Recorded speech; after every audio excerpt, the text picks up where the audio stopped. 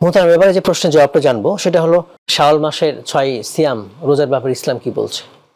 ইসলাম বলছে যে এক নিয়ম হলো যে কোনো ইবাদত আমি করলাম, এরপরে যদি আমার সুযোগ হয়, তৌফিক হয় আবার অনুরূপ ইবাদত করার, তাহলে বোঝা যাবে যে আমার আগের ইবাদতটা আল্লাহর কাছে কবুল হয়েছে।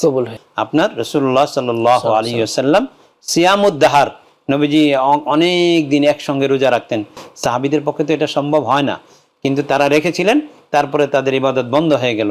তখন নবীজি বললেন যে আইয়ুকুম মিসলি ইন্নাকুম লা তুতিকুনা যালিক, তোমরা আমার মতো কে, ইন্নামা ইউতঈমুনি রব্বি ওয়া ইয়াসকিনি, আমাকে রব আবিতু, এমন ভাবে আমার সময় কাটে, রাত্রি কাটে, আল্লাহ খাইয়ে যান এবং আমাকে পান করিয়ে যান, সুতরাং তোমরা এটা পারবে না।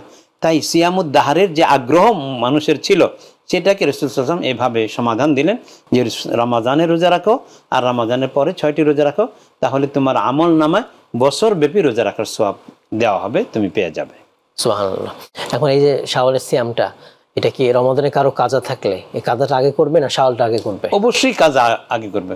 আমি উদাহরণ দিয়েছিলাম আপনাকে, আপনি আমার কাছে 1000 টাকা পাবেন, আমি ওই টাকা দিচ্ছি না, আমি 100 টাকা যে আপনাকে এটা দান করলাম এমনি, তখন আপনার মন খুশি হবে? কখনই না। যে আমার পাওনাই সে পরিশোধ করছে না, এখন আমাকে 100 টাকার গিফট দিচ্ছে।